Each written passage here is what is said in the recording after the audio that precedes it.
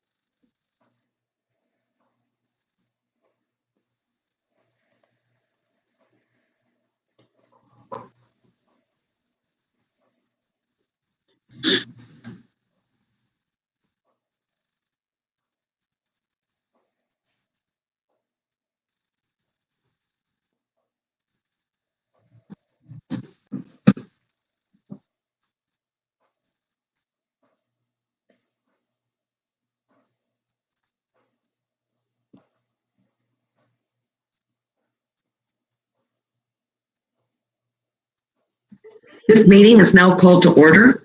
I'd like to welcome everyone this evening. First item up is the roll call, and everyone is present this evening. We'll now take a moment for reflection and respect.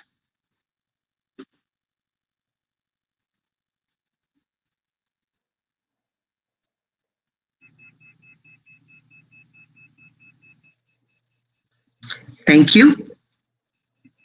The next item up is the confirmation of agenda. The Council adopts the agenda for the meeting of October 5th, 2020 as presented. Okay, someone to move and someone to second. Deputy Mayor Andrews and Councillor Barber. Are there any questions or comments? Seeing none, all those in favor? And that's carried. Thank you. Are there any declarations of pecuniary interest this evening? Okay, seeing none, we'll move on to delegations and public meetings. And we do have a delegation this evening. Andrew Henry is the Director of Regional Water, Lake Huron and Elgin Area Water Systems, and he's here to do a presentation. So welcome, Andrew, and you can start your presentation, please. Good evening, and thank you for inviting me to speak to you about tonight about the discussions that are occurring related to municipal services boards, municipal service corporations, and the Elgin Area Water Supply System. I do have a brief presentation for you and available for questions at your discretions. For those of you who don't know me, my name is Andrew Henry, and I'm the Director of Regional Water for the Lake Huron and Elgin Area Water Systems.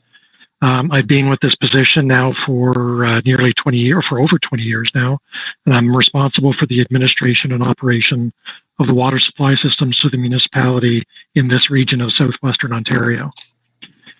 Before I begin the presentation, I'd like to take this opportunity to emphasize that the content presented today should not be construed as legal opinion, and you are encouraged to seek legal advice as you see fit. This evening, the brief presentation will provide an overview into the background of the water system, the formation of the existing governance structure and its relationship with the benefiting municipalities, and outline the issues that we are attempting to address and provide some overview of options under the Municipal Act, including implications to ownership, liability, and financial risk. The presentation will also briefly review board governance for these options and suggested considerations for the municipalities, as well as the next steps that will need to be considered. So as most of you may recall, there were a number of components to the transfer order issued by the province of Ontario that established this regional water system. The order created the Board of Management and specifically addressed such items as roles and responsibilities, obligations, appointment of members to the board, voting structure, administration and authority to change the administration, approving operating and capital budgets, reserve funds, contracts, rate, and dispute resolution. The order included such references that the board may have a bank account and may enter into contracts, which legally implies that it's a body corporate, but it wasn't explicit in its legal application. So for the purpose of this discussion, a body corporate has a specific definition in law. The body corporate is actually, it's an older reference, but a body corporate doesn't necessarily mean a corporation under the Business Corporations Act, as there are a number of legal entities that could possibly be a body corporate. So under the transfer order related to the administration, the City of London in the order was identified as the administering municipality and required to provide specific services to that board. To do so, the city created the Regional Water Division and seconded the staff, including myself, to report to the board. This division does not report to City Council. The division is solely responsible for the provision of all administrative services and management oversight. Some of those services are procured back through the City of London on a fee-for-service basis, as well as others provided by a third party as necessary. It's important to note that when the board authorizes the use of debt, the City of London must issue that debt on behalf of the boards. So as the Regional Water Board's administration, the seconded division is responsible for all management and administration of the system, long-term planning, engineering, construction, operations, risk management, financial planning and management, information technology, and external services. For legal purposes, the City of London is acting as bearer trustee on behalf of the water systems. This is necessary for the purpose of things like the registration of real property. Regardless, each benefiting municipality has an undivided beneficial interest in the water system as what's considered as a tenant in common, along with all of the other municipalities. There are no divided shares, there are no apportionment of ownership, and there is no apportionment of system capacity. So the regional water systems, acting in its own right, have their own budgets and reserve funds. They have their own bylaws and policies, financial plans, asset management plans, master water plans, management systems, and identity management. So that comes to the crux of the problem. The transfer order implies a corporate legal status, but it is not explicit. Unfortunately, this means that there's no linkage, or it's an unclear linkage to the Municipal Act, and it could be a local board, but there's no explicit reference. Whether or not they could have employees is affected if they have that corporate legal status, and which has implications under the Employment Standards Act, the Labor Relations Act, Occupational Health and Safety Act, Workplace Safety and Insurance Board requirements. If it does have a corporate legal status and it can have a bank account, then could the system hold debt? At the moment, all the municipalities collectively hold a proportionate share of the debt on an annual basis in accordance with their water taking for that year. If it is a corporate legal status, then what's the implication under the Safe Drinking Water Act, Section 19, the standard of care, as well as the liabilities to each of the municipalities? These are a number of issues that must be resolved, and the legal status essentially comes down to three questions: the legal status of the board, its ability to, as an employer, and the financial implications to the benefiting municipalities. So under the Municipal Act, there are two general options that could be done under the Municipal Act. Between Section 196 and 202, the Municipal Act allows municipalities to create a municipal services board. In lay terms, the Municipal Services Board operates outside of the direct governance of the Municipal Council, reporting to a separate board, but it is intrinsically linked to the municipality, as if it were an arm's length department. The activities of the Municipal Services Board is limited by the Municipal Act, and the scope of service is defined by the agreement that establishes the board. Because this system involves multiple municipality, it is typically referred to as a joint municipal services board in accordance with Section 202 of the Act. The section option is outlined under Section 203 as well as Regulation 599 and allows the municipality or municipalities to create a municipal services corporation. The corporation is an independent entity required to provide specific services on behalf of the municipalities, defined within the established shareholder declaration or agreement, and must be publicly owned. It cannot be privately owned in whole or in part. Sorry, Josh, we just got to back up a little bit. The Municipal Act, a number of months ago, we briefly provided an outline of what the issues were and the summary of the options, the discussion documents that described in general that described in general what the options and what the issues were to the municipalities. We held we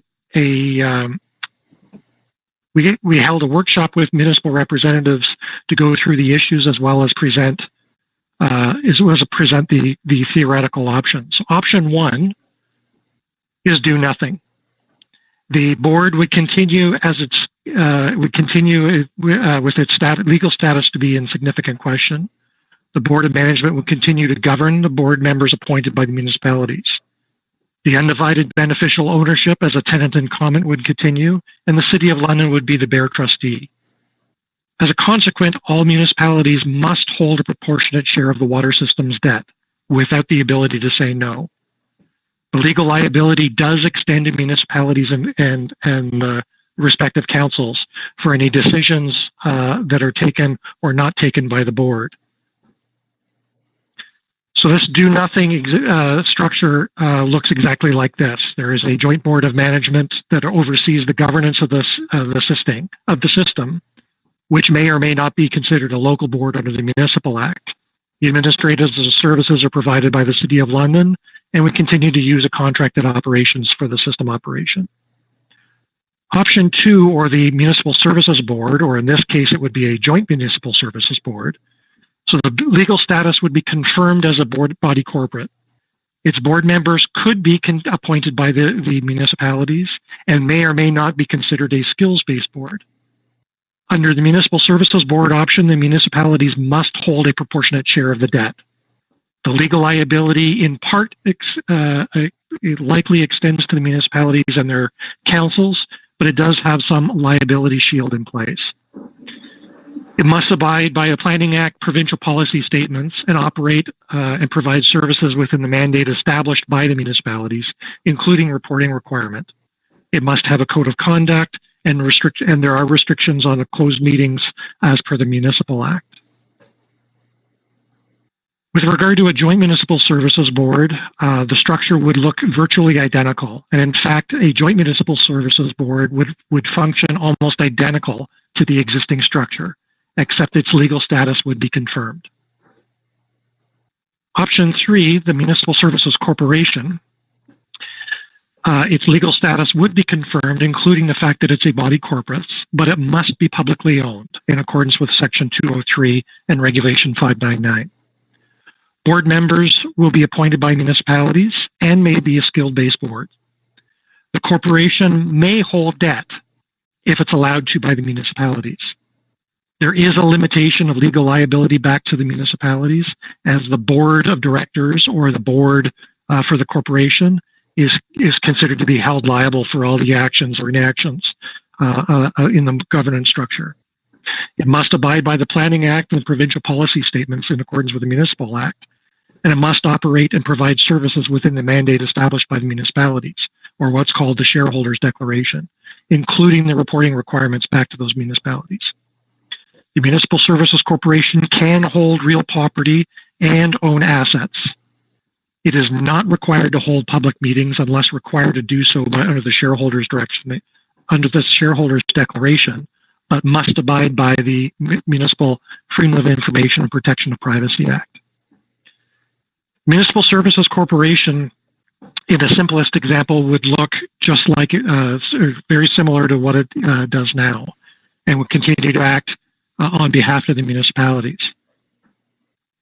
As a separate corporation, the administrative services could be provided by the corporation's own employees or provided on a fee-for-service basis by the City of London or one of the municipalities. If there are two municipal services corporations for Lake Huron and Elgin each, and they continue to wish to share that administration, it'll likely require a contracted service between one corporation and another. There are a number of possible variations to the models discussed. And for example, all municipalities in the region could establish one holding corporation as an option, responsible for the region-wide implications of employment, policies, asset management, finance compliance, and risk management. There could also be two subsidiary corporations, one for each of Huron and Elgin, that would be responsible for the service area operations. If allowed to by the shareholders' declaration that is agreed to by the municipalities, other subsidiary corporations could be established in the future for providing services to other subsidiary corporations or to the benefiting municipalities. So things like meter reading and billing, distribution system operation, accredited laboratory services to the municipalities, that sort of thing could all be subsidiary services under that holding corporation.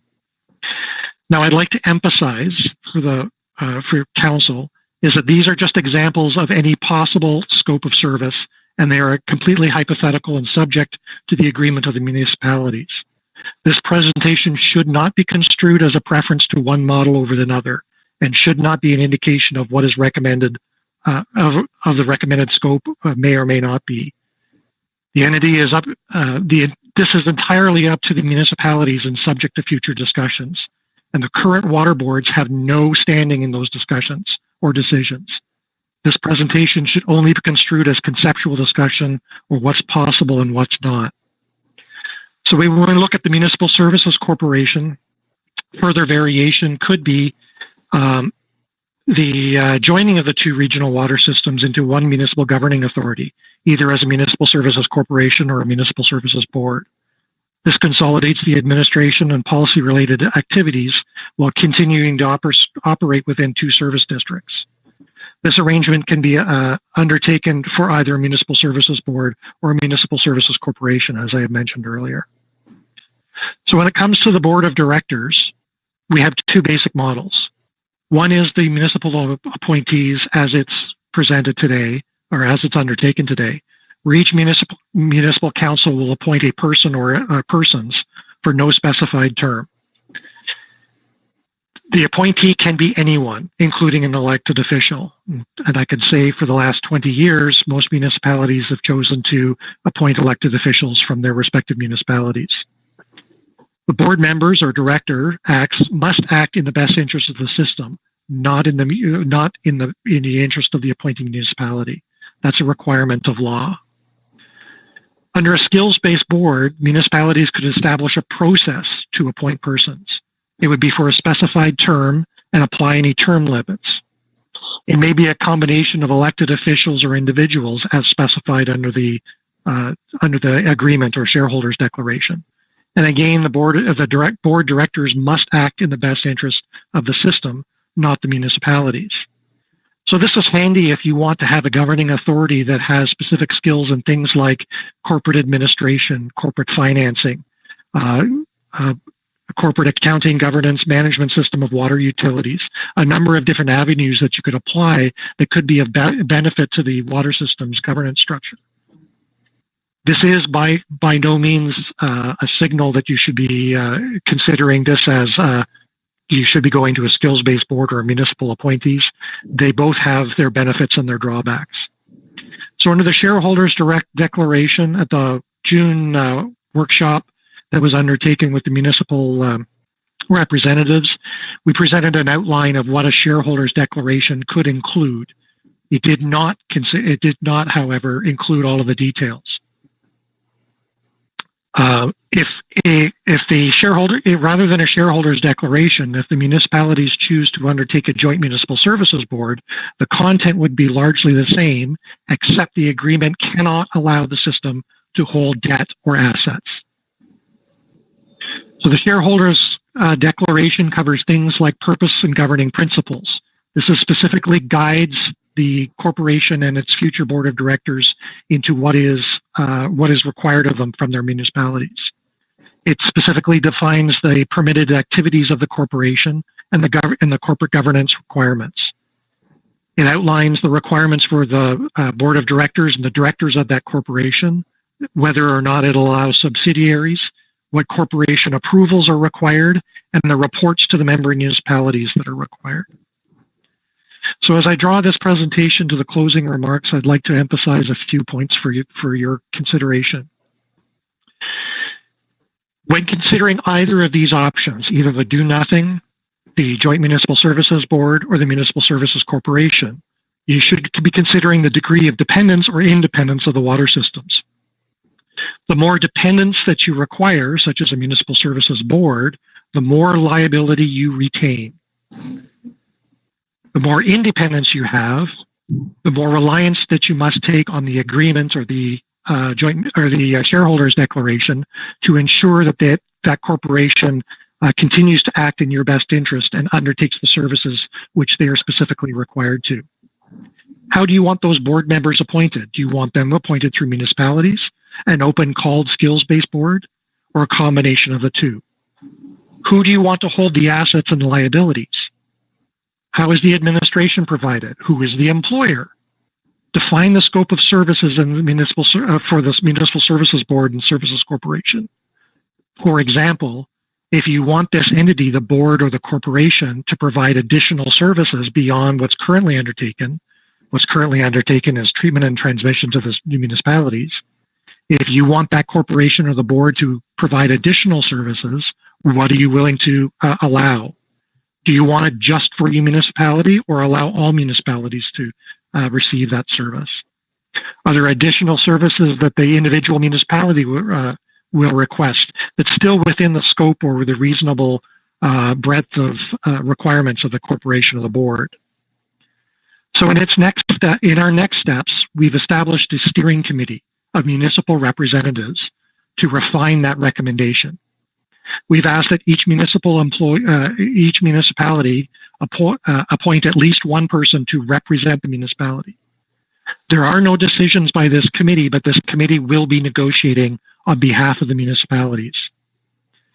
The municipal representatives will be required to present all recommendations to their respective council, as well as bring forward the council's position to the committee for discussion and negotiation.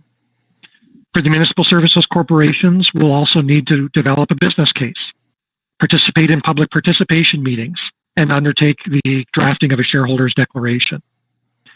For a municipal services board, there's a requirement to draft these municipal services board agreements.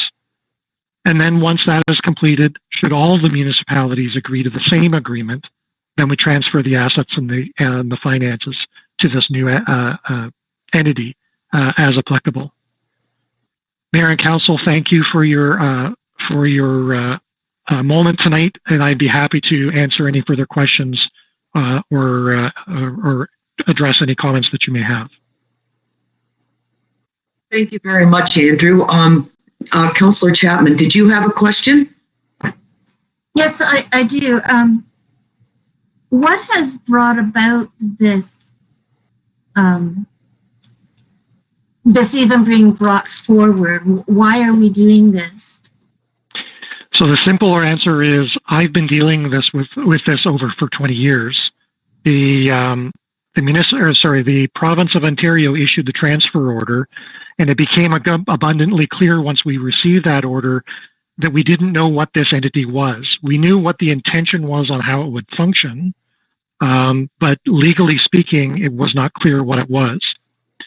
We entered into some discussions with the province of Ontario, and they were not willing to reissue a transfer order, nor were they willing to issue any regulations or adjust the act in order to address this shortfall. But in 2007, the Municipal Act changed that allowed the Municipal Services Board and the Municipal Services Corporation, and this allowed us to address the issue ourselves. The municipalities collectively own the system, so the municipalities themselves can fix it. We first brought up the issue in around 2008, 2009 with the boards to gauge their interest, and at the time there just wasn't enough understanding of what a municipal services board or corporation was within the municipal environment. So we took that time to try and fix many of these smaller issues first. And in the last several years, we've been entering into more and more agreements, including agreements with the province of Ontario, who turned around and asked, well, what legally is this entity, and how can you enter into these agreements? And they were shocked to find out that their own province created us and implied that we were a body corporate. So now it's come time to either address this or in some fashion, preferably through a municipal agreement. Thank you. Are there any other questions? Do you have a follow-up, Councillor Chapman? Pardon me? Did you have a follow-up question, or Yes, are you happy with me? Okay. So, Your Worship. So, Okay. I guess my question is, are you telling us that the option one, the municipality and the councillors are still legally liable, and option two, they're less legally, I'm going to say impacted, and then the third choice is even less? Is that what I'm understanding? So who is responsible then? The corporation would be? So in the current circumstances, our legal advice that we've received suggests that while the board members that are currently on the board essentially would be the first ones that are liable, all liability will extend back to all of the benefiting municipalities. So if there's legal implications, if somebody questions an agreement that we've entered into or the debt that we've incurred, it could flow back to each of the municipalities. So the Municipal Services Board, I won't say completely shields the municipalities. It does shelter, and the corporation is a further liability shield. So it's a much more stringent defense with regard to liabilities. The other issue is the finances. So under the current circumstance and the Municipal Services Board, when the Board of Management currently decides to issue debt, the municipalities must issue debt. And our worry is that in a future circumstance, when we do have to increase the capacity of the plant and potentially take on as much as $100 million worth of debt, this could significantly impair all of the municipalities from other activities that they'll need to do, which is why we're suggesting your consideration for a municipal services corporation. Thank you. That clears up a lot. Thank you. Councillor Barber? Thank you, Bishop. Just a comment. I've been a proud member of the Elgin Area Water Board for 10 years now. 4 of those as the vice chair, and 2 of those as chair. And I'd just like to say that from the experience, it's one of the most effective and efficient groups of people that I've had the pleasure to work with, from Mr. Henry, his supervisors, and all of the staff that are involved. This issue gets to be a municipal matter, strictly because of the size of the operation. Between the Elgin and the Huron water systems, there are literally hundreds of millions of dollars of assets. And the operating and the capital budgets that each of the boards oversees during any particular year are in excess of many of the member municipalities' corporate budgets. especially the Huron side. But they both work together to supply the communities from the Lake Huron side all the way down to Lake Erie. And I know the boards, both Huron and Elgin, have been concerned about a restructuring, but over time, I think the necessity to do so, because of the potential of debt as one and liabilities as another, has to happen. And as Mr. Henry did indicate, the present boards have no input into the restructure of the board should they occur. I think the recommendation to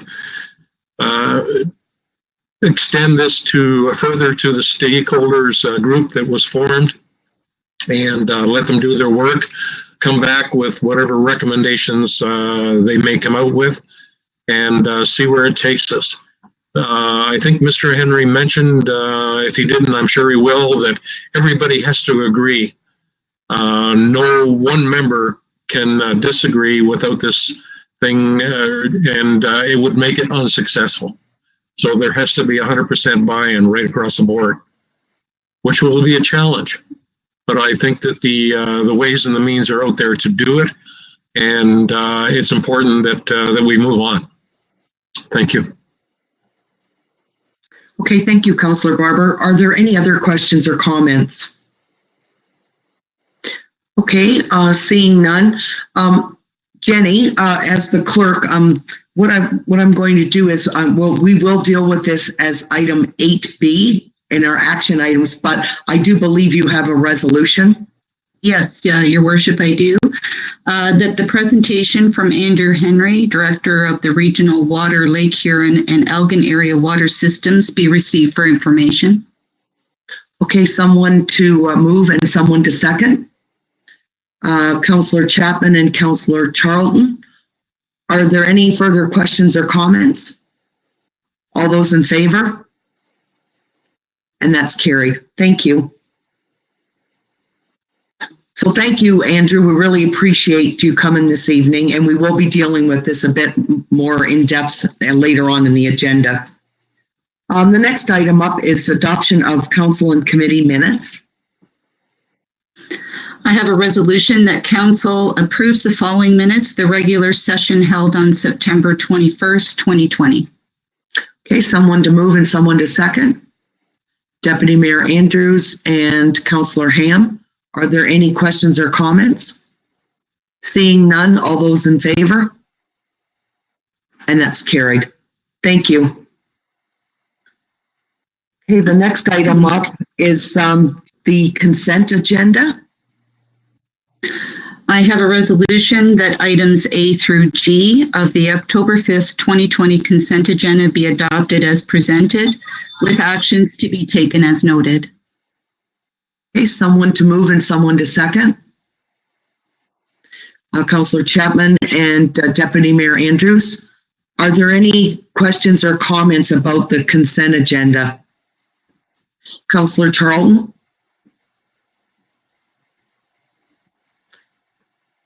I think you're muted, Councillor Charlton.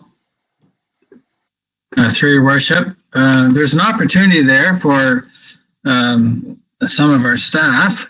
I know they're working very diligently and they're almost working to the max, but they're two people short for the amalgamation of municipal board members. And I was wondering if there might be someone from the Aylmer staff to consider those positions. I know they're busy, but sometimes if you want something done, you have to ask a busy person. And they're going to come from somewhere, and they might as well come from Aylmer. So I just made note of that, and I just thought I'd mention it. Okay, thank you, Councillor Charlton. Did you want to comment to that, Jenny? Certainly, Your Worship, through you, perhaps what we'll do is have a discussion at our next directors meeting to see if there's any interest amongst any of the staff. Okay, thank you. Are there any further comments or questions about the consent agenda? Okay, seeing none, all those in favor? And that's carried. Thank you. Now we'll move into the action items, and the first one is CAO 7420. I have a resolution that reports CAO 7420 entitled Closed Meeting and Integrity Commissioner Contract Renewals be received for information, and that Council execute the amended agreements developed with John Maddox as closed meeting investigator for a period of 1 year, and with Cora Blah, i.e. Lisa Korab, as Integrity Commissioner for a period of 1 year. And further, that Council proceeds with 2 readings of Bylaw 4520 for closed meeting investigator and Bylaw 4620 for Integrity Commissioner. Okay, thank you. Someone to move and someone to second? Councillor Chapman and Councillor Charlton. Are there any questions or comments concerning this report? It's quite straightforward. We've discussed this in the past. I think seeing none, all those in favor? And that's carried. Thank you. The next item up is item 8B pertaining to our delegation that we just had. So we'll have a resolution, please. Yes, that report 7520 entitled Lake Huron and Elgin Area Water Systems Municipal Services Board / Corporation Discussions be received for information, and that Council appoints the CAO or designate, i.e. clerk, and the Director of Corporate Services or designate, i.e. Director of Operations, as the representatives to the Lake Huron and Elgin Area Water Systems Steering Committee, and further that the appointed representatives communicate the progress of the steering committee with Council. Okay, someone to move and someone to second. Councillor Barber and Councillor Chapman. Jenny, is there anything further you'd like to recap from the delegation that we just had? I don't think there's too much more to add from what Mr. Henry has provided tonight in his in-depth overview. I think just a point to make for Council is that there is terms of reference that has been developed. It is in draft format and it was attached with my report. It just gives an idea of what the committee will be requested to have a look at, and I think that's likely all that I have. Just to also one other note that as we kind of get to the finalizing of whatever this may look like, there was a note in my report that we have the draft kind of terms of reference, if you will, reviewed by our solicitor when the time comes. But I expect there'll be quite a bit of discussion before anything substantial comes forward. Okay, thank you, Jenny. Are there any questions or comments? Okay, seeing none, all those in favor? And that's carried. Thank you. The next item up is report OPNS 2120. I have a resolution that report OPNS 2120 entitled MECP Annual Water System Inspection Report be received for information, and that Council authorized town staff to post a copy of the MECP inspection report on the town's website, and a copy be available for viewing at Town Hall as mandated by OREG 170/03. Okay, someone to move and someone to second. Councillor Oslach and Councillor Charlton. Rob, would you mind if there's anything extra you'd like to add for the council? If you could give us a bit more information, maybe? Certainly, Your Worship. This is the presentation of the MECP's annual inspection of our water system. As you can see, it got a 92% inspection rate, which is very good. Mr. Bailey wanted to bring a couple of things to the council's attention. That we always focus on those things that we can do better. There was one non-compliance in the report, and that was a result of an inspection to our water tower. As Mr. Connor or Mr. Bailey pointed out in the report, this has been a procedure that they've used many times in the past, and it has never resulted in a non-compliance. But with this inspector this year, whether that be there's a new focus out there. A lot of times as they go through, they focus on specific things. So there was an obligation to grab a grab sample from the water tower upon the completion of the project. Now, the contractor that we have come in, the remote operated vehicle that goes into the tower is only used for potable water. And they do that sort of all over Ontario, do these water tower inspections. And as you can see, it was disinfected before it went in. There was also chlorine and microbacteriological samples taken throughout our distribution system on that same day. So I just wanted to bring that to council's attention.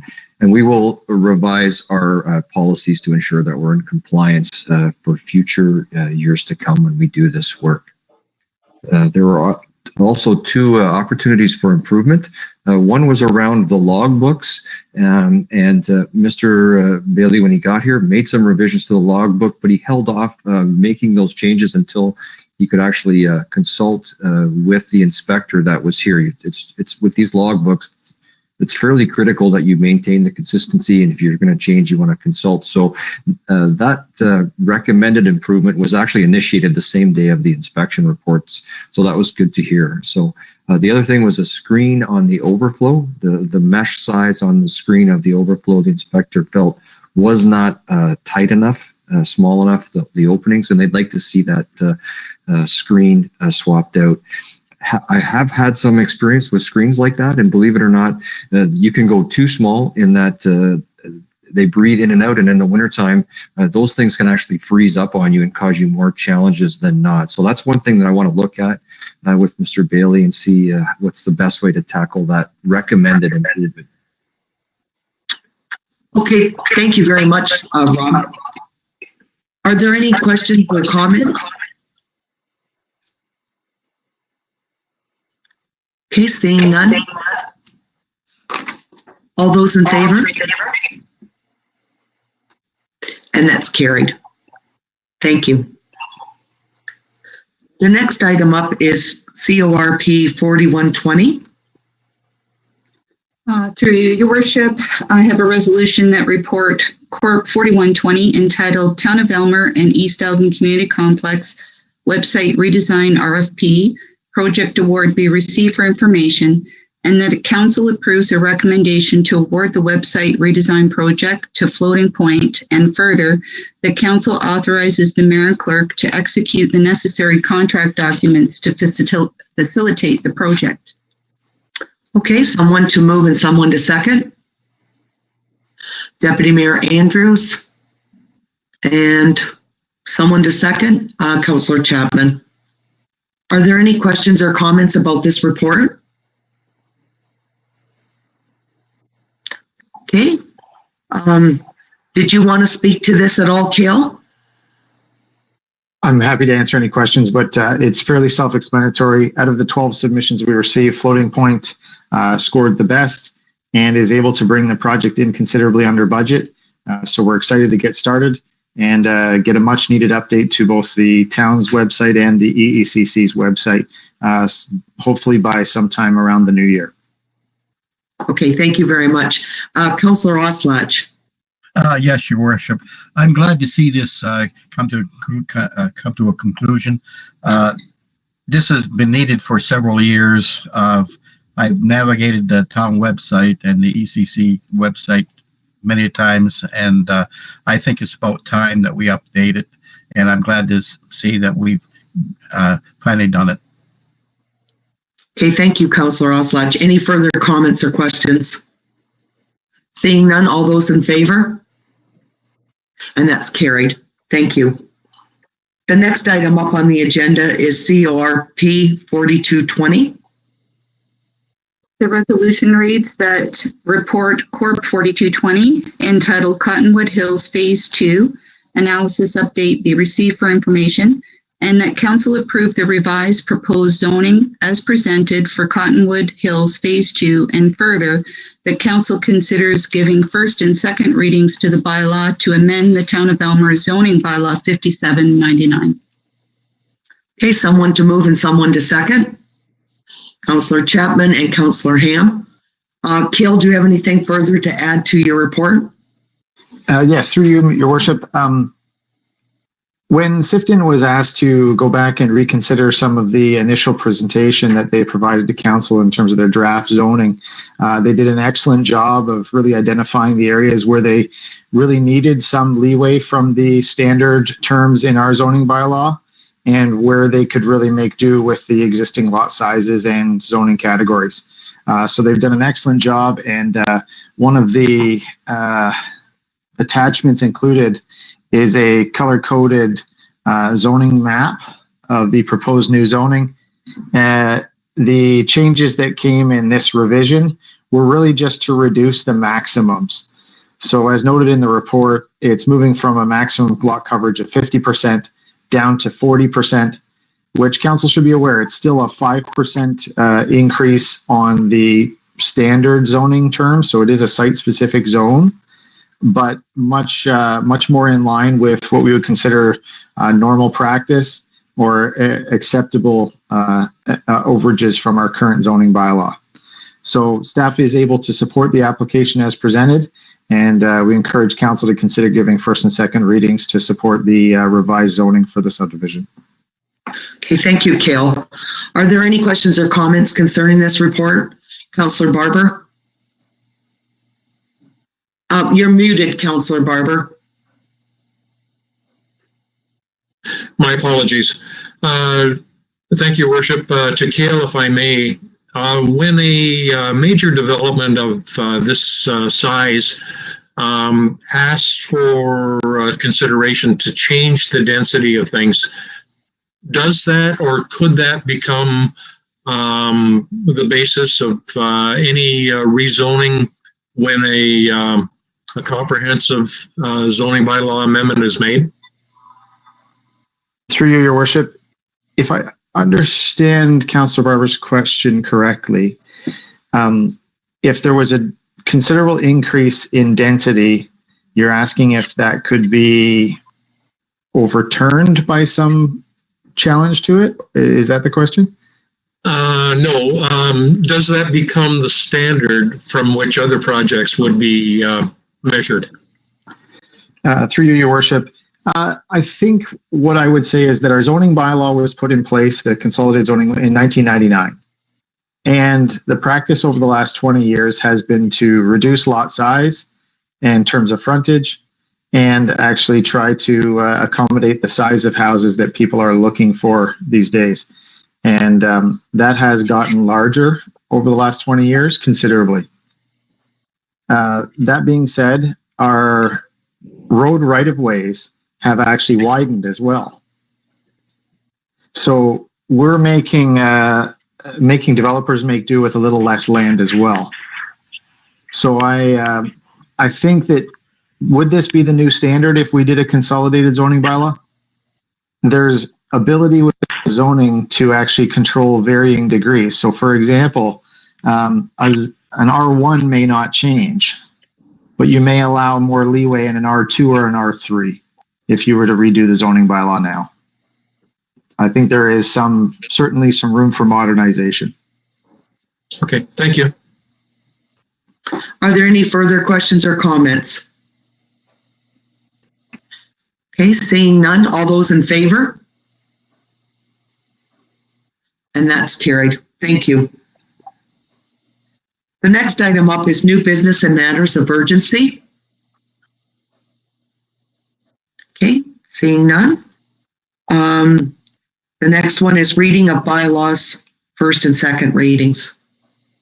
The council consider giving first and second readings to bylaw 4520, being a bylaw to amend bylaw 6818, being a bylaw to appoint John Maddox as the investigator for the Corporation of the Town of Aylmer pursuant to sections 8, 9, 10, and 239.1 of the Municipal Act as amended. Bylaw 4620 being a bylaw to amend bylaw 6918, which was a bylaw to appoint Lisa Korab, operating as Korab Law, as the Integrity Commissioner for the Corporation of the Town of Aylmer pursuant to sections 9, 10, 11, and 223.3 of the Municipal Act as amended. And finally, bylaw 4720 being a bylaw to amend bylaw 5799, Cottonwood Hills Subdivision Phase 2. Okay, someone to move and someone to second. Councillor Chapman and Councillor Ham. Are there any questions or comments? Seeing none, all those in favor? And that's carried. Thank you. Next item up is inquiries by members. Okay. Statements and committee reports. Councillor Barber. Thank you, Worship. Just one quick statement, and that would be a thank you to the Elmer Express for their business focus section in last week's paper. What I found intriguing was the number of businesses which are the blood of the community, how widespread and diverse they are. But secondly, the articles touched on the people that make those businesses successful. In other words, the heart of the community. So, good job, Elmer Express. It's good reading. Thank you, Councillor Barber. Are there any other statements or committee reports this evening? Okay. The next item up is report of the mayor. So, the first item I have is just a reminder, the large item curbside collection is scheduled from October the 13th to October 16th. And if you have any questions, please call Town Hall at 519-773-3164. And also, I'd like to take this opportunity to thank the residents, staff, local businesses, and our council for your patience and your kindness that you've shown during this trying time that we've been experiencing. I would like to wish everybody a happy Thanksgiving, and please stay safe. The next item is notice of motion. And now meeting closed to the public. This resolution is that council moves into closed session at 7:47 p.m. for the purpose of considering personal matters about an identifiable individual, including municipal local board employees, and proposed or pending acquisition or disposition of land by the municipality or local board. Okay, someone to move and someone to second. Deputy Mayor Andrews and Councillor Chapman. Are there any questions or comments? All those in favor? And that's carried. So we'll take a couple of minutes and then we'll go move into closed session. Thank you.